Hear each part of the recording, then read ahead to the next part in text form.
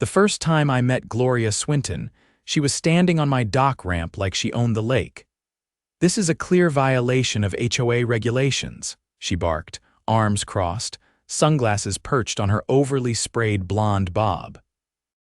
"You can't just build whatever you want, Russell O'Neill." I was halfway through tightening a bolt on the handrail when she came stomping down the path. I looked up, wiping sweat off my forehead. "You mean the ramp that's been approved by the county for emergency access?" "That one?" Gloria scoffed so hard I thought she might pull a muscle. "Don't be ridiculous. I don't care what little permit you think you have. This structure is unsightly and unsafe, not to mention it lowers property values." I stood up slowly, trying not to laugh. "You mean the aluminum ramp that meets ADA compliance was signed off by the county inspector last month and was literally installed by a licensed contractor. That ramp," she jabbed a manicured finger in my direction. "The HOA board hasn't approved this. And I'll have you know I've already contacted our attorney. You'll be hearing from us." "Gloria," I said calmly, "you are the HOA board." "Exactly," she snapped, "which means I have authority." I stared at her for a beat. "No, it means you chair a volunteer committee that's supposed to serve the neighborhood. You don't outrank the county." She turned on her heel and stormed off, muttering about illegal construction and community standards. I shook my head and went back to work. I figured she'd cool off in a day or two once she realized she was wrong. I was wrong. 2 days later, I got a letter hand-delivered to my mailbox, no stamp, no postmark, taped shut with urgent HOA notice scrawled in red marker. Inside was a printed violation citation with a fine of $500 and an order to remove unauthorized dock ramp within 72 hours or face legal action. I couldn't help but laugh. She typed it out herself and signed it in blue ink like it was a real legal document. I kept my cool. I didn't want to escalate. Yet, instead, I pulled out the county permit, the stamped approval form, photos of the completed ramp, and a printout of the county's shoreline access ordinance. I stapled it all together, stuck it in a folder, and dropped it off on her doorstep. The next morning, she was back, this time with backup. 2 members of her so-called compliance committee, which I'm pretty sure was just her book club friends in matching polos. "This isn't over," she said, pointing at the ramp again. "I don't care what papers you have." "I'm calling the sheriff." "Great," I said. "I'll wait right here." She didn't expect that. Her mouth opened, then snapped shut. One of her friends leaned in and whispered something, probably suggesting they leave before this turned into a public embarrassment. They walked off, but Gloria tossed a final grenade over her shoulder. "You'll be sorry, Russell. You'll regret crossing me." I just waved. "See you at the next board meeting, Madam President." I didn't know it yet, but that ramp was about to blow the doors off a whole mess of HOA corruption. The next HOA board meeting was held in the clubhouse. A beige, over-air-conditioned building with folding chairs that creaked louder than the old floorboards. I hadn't attended one in years, but I figured it was time. When your property becomes target number 1 for a power-hungry HOA president with a personal vendetta, sitting back stops being an option. The turnout was better than usual. People had heard about the confrontation at my dock, and curiosity brought them in. Gloria sat at the front table, flanked by her 2 most loyal allies, Janet and Bruce, who looked like they'd both been pulled out of a retirement community catalog. Gloria wore an ivory pantsuit and a look that said she was ready for war. She tapped the microphone unnecessarily. "We'll begin with violations and fines. There's been a serious breach regarding unauthorized construction on Lot 34. That was me. She didn't even try to obscure it. I raised my hand. "Before you waste everyone's time, I'd like to present official county documentation approving the ramp." Gloria didn't look at the folder I passed to Bruce, who reluctantly walked it over to her. She kept her gaze forward, stiff as a board. I reviewed those papers. "They don't override HOA standards," she said, her voice sharp like she'd practiced it in a mirror. I stood. "Actually, they do. County code supersedes HOA policy when it pertains to emergency access and shoreline rights. Section 471-9. You can look it up. Bruce shifted uncomfortably. Janet scribbled something in a notebook, likely a grocery list judging by how little she looked up. Several other residents leaned in, whispering to one another. Gloria's jaw tightened. We're discussing aesthetics, not legality. This neighborhood has standards, and we don't want structures that clash with the visual harmony of our lakefront. An older man in the back, Mr. Delaney, spoke up. The ramp looks fine, Gloria. It's safer than the old path, and frankly, it's none of your business if the county approved it. A murmur of agreement moved through the room. Gloria banged the gavel. This is not up for debate. Yes, it is, I said, especially since you issued a fine that has no legal basis. That's fraud, Gloria. You're impersonating a legal authority. She flushed, but quickly masked it. I'm enforcing community guidelines. No, you're abusing your position, I said, pulling out a copy of the HOA bylaws. Nowhere in here does it say you can issue fines without a vote from the board. You didn't hold one and you didn't notify the members. That's a violation of your own charter. Bruce looked pale. Clearly, he hadn't realized that. Gloria stood, ignoring the rising voices. We'll be moving on from this. If you continue to undermine the board, Mr. O'Neill will pursue legal action. I took a breath, then dropped the real bomb. Funny you should mention legal action, because last week I submitted a public records request to the county. Turns out, someone filed a complaint about my ramp using a falsified name and forged signature from the zoning office. The room went silent. I continued. The complaint claimed the ramp extended 10 feet into restricted wetlands. It doesn't. The inspector flagged it because of that forged document. He came out, measured it himself, and cleared it. He also reported the forged complaint to the sheriff's department. Gloria didn't speak. Her face had gone completely still. And, I added, the email used to submit the complaint traces back to an IP address on this HOA's network. The sheriff has a subpoena in progress. So if you want to keep talking about legal action, let's talk about criminal impersonation, document forgery, and filing a false report to a government agency. Janet dropped her pen. Bruce quietly stood and walked toward the back of the room. Gloria opened her mouth, but I cut her off. One more thing, I said. I also spoke with a few neighbors who received violation notices this year. 5 of them were never voted on by the board. They were typed up by you on your personal laptop and hand-delivered. That's not enforcement, that's harassment. Someone clapped. Then a few more joined in. Gloria tried to gavel them down, but the sound was drowned out. By the time the meeting adjourned, a group of residents had already started whispering about a vote of no confidence. Bruce never came back to the table. Janet looked like she was trying to disappear into her chair. I walked out into the parking lot under a sky streaked with orange. I thought that might be the end of it, but it wasn't. 2 days later, a county sheriff's deputy knocked on my door. He said he had a few follow-up questions about the forged complaint. He also mentioned someone from the HOA had come in voluntarily for an interview. The next morning, Gloria was absent from her usual power walk around the neighborhood. Her porch light stayed off that night. Then came the letter. It arrived folded neatly in a plain envelope, typed on HOA letterhead. But this one wasn't from her. It was from Bruce. It notified the community that Gloria had stepped down for personal reasons and that the board would be holding a special election in 2 weeks. No apology. No explanation.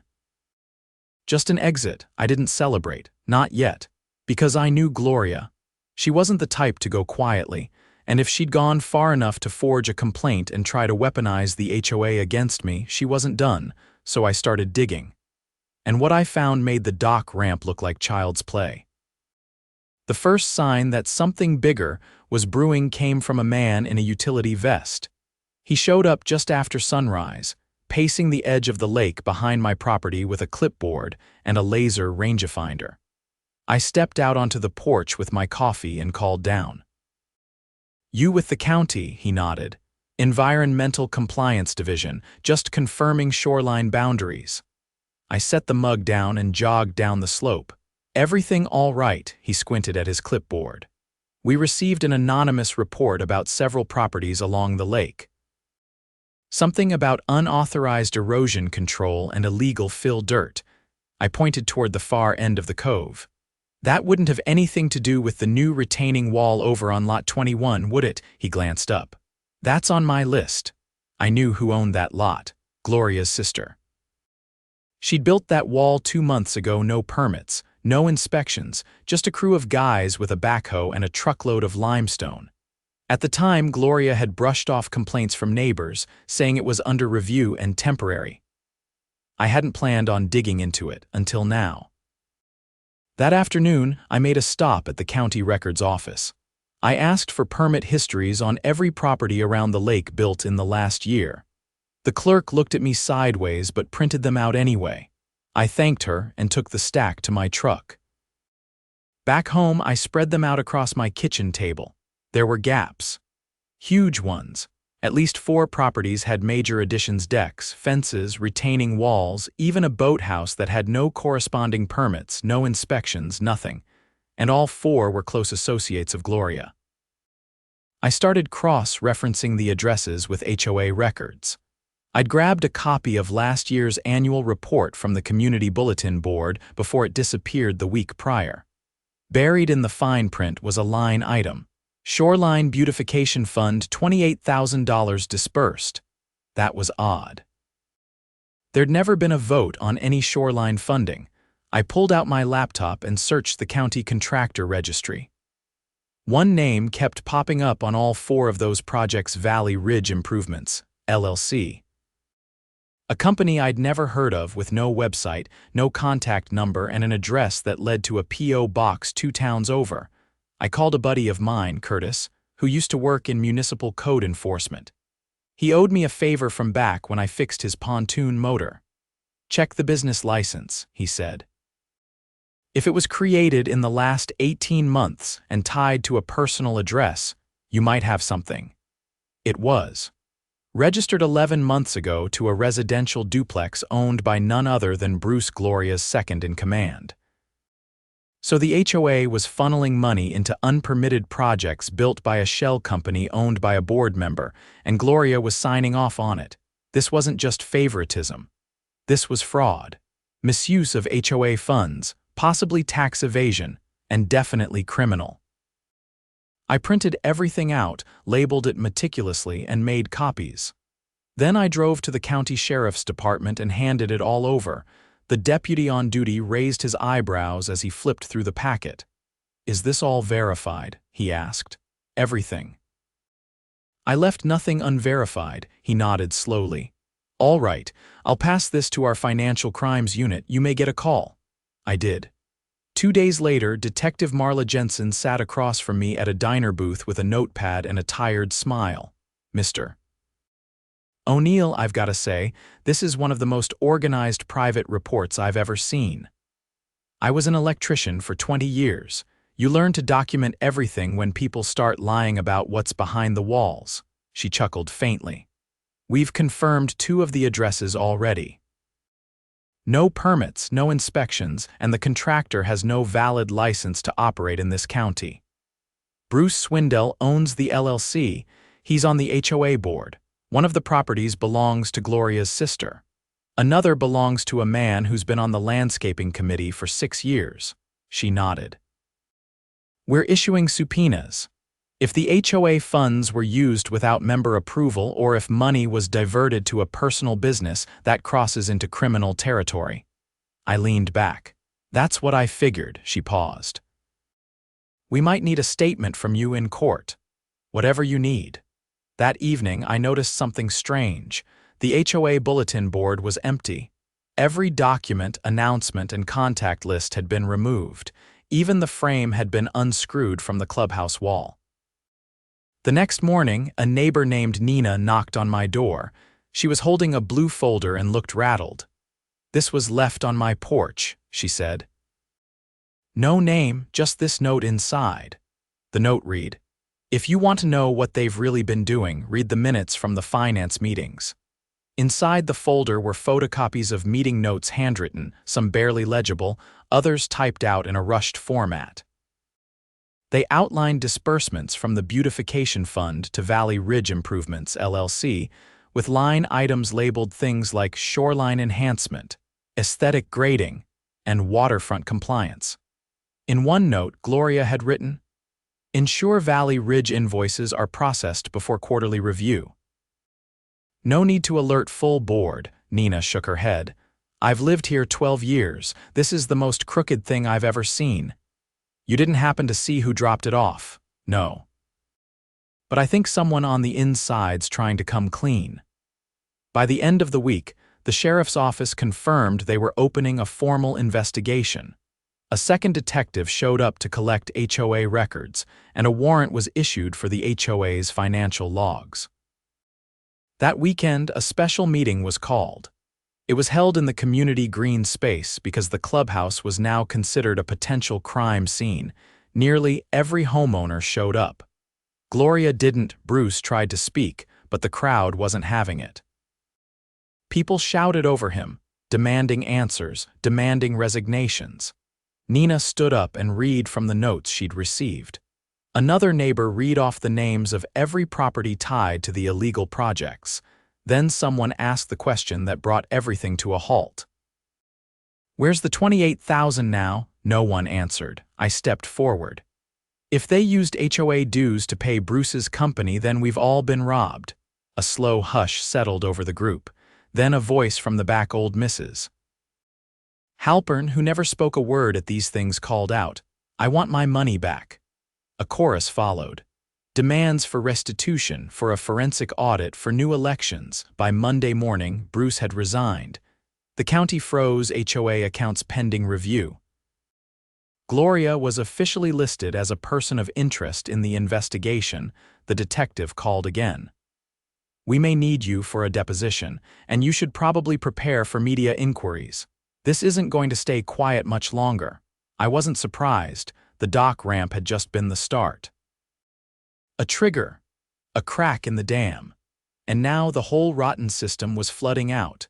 The first arrest didn't happen with sirens or a scene. It came quietly on a Tuesday morning. I was in the garage reorganizing power tools when my neighbor, Tim, walked over holding a newspaper like it was radioactive. "Gloria's been booked," he said, eyes wide. "Front page. Misappropriation of funds, filing false reports, interference with public records, and something about insurance fraud." I wiped my hands on a rag and took the paper. Her mugshot stared back at me, defiant but drained. The article detailed a long list of charges, including unauthorized disbursements of HOA funds through a shell company, forged compliance notices, and an insurance claim filed under a fake contractor license. The county's financial crimes unit had apparently uncovered a second bank account used to funnel HOA dues into private improvement projects that only benefited select board members. She'd used HOA money to pay Bruce's company for unpermitted construction, then filed insurance claims for the same work, citing storm damage. 2 payouts, one for shoreline erosion, another for structural reinforcement, netted nearly $12,000 between them. The insurance company had flagged inconsistencies and started their own inquiry, leading right back to her. "She's facing real time," Tim muttered. "Like years," I nodded. "She earned every minute." The homeowners association wasn't just in trouble, it was in total disarray. With Bruce and Gloria both removed from their positions and Janet quietly resigning the day after the arrests, the board was empty. The county had appointed a temporary oversight officer, a woman named Dana Feld, to manage administrative functions while the investigation played out. Dana wasn't from the neighborhood, and that was a blessing. She didn't owe anyone favors. Her first act was to contract a forensic accounting firm to audit the last 3 years of HOA expenditures. She posted the engagement letter on the community website and made all invoices public. What they found made jaws drop. Gloria had been reimbursing herself for community event supplies that never happened. She'd issued payments for legal consultations that went to a retired friend who'd never passed the bar. She even logged a charge labeled security enhancements that turned out to be a personal home alarm system subscription. The total misuse: just over $38,000. The county DA filed additional charges within days. Meanwhile, the neighborhood was trying to pick up the pieces. A special election was announced. Dana made it clear that voting would be transparent and supervised, with ballots reviewed by an independent auditing firm. For the first time in memory, people actually campaigned. Lawn signs sprouted on every street corner, mostly handmade with markers and plywood. I didn't run, but I supported a candidate named Carla Mejia, a retired school administrator with a reputation for fairness and a spine made of steel. She knocked on every door, took notes on every concern, and promised monthly public meetings streamed online. People liked that. They were tired of secrets. Election day brought out nearly 90% of the homeowners. Carla won in a landslide. By then, things had gotten even messier behind the scenes. The county had subpoenaed Gloria's email records. They uncovered correspondence with a regional developer who'd been trying to acquire lakefront property for a private marina. Gloria had been feeding him information ownership records, contact details, even pressure points like which residents were behind on dues or who had unpermitted structures she could threaten to report. In return, he'd pledged to look after her once the parcels were secured. It didn't stop there. One email exchange revealed she tried to initiate a quiet amendment to the neighborhood bylaws.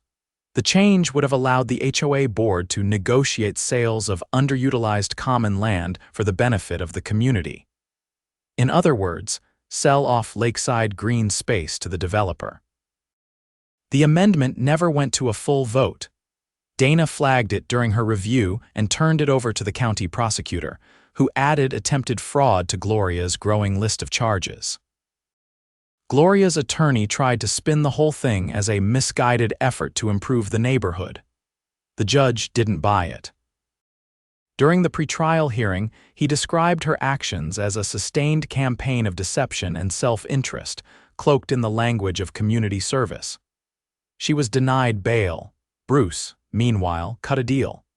He turned over financial records from his LLC in exchange for a reduced sentence. He admitted to falsifying invoices and knowingly accepting HOA funds for work he never performed. He also confirmed that Gloria orchestrated the entire scheme and that Janet knowingly signed off on disbursements without reviewing them. Janet was charged with conspiracy to commit fraud. She pled guilty and accepted a suspended sentence, along with a court order to repay nearly $7,000 in misused funds. As for the neighborhood, things began to shift.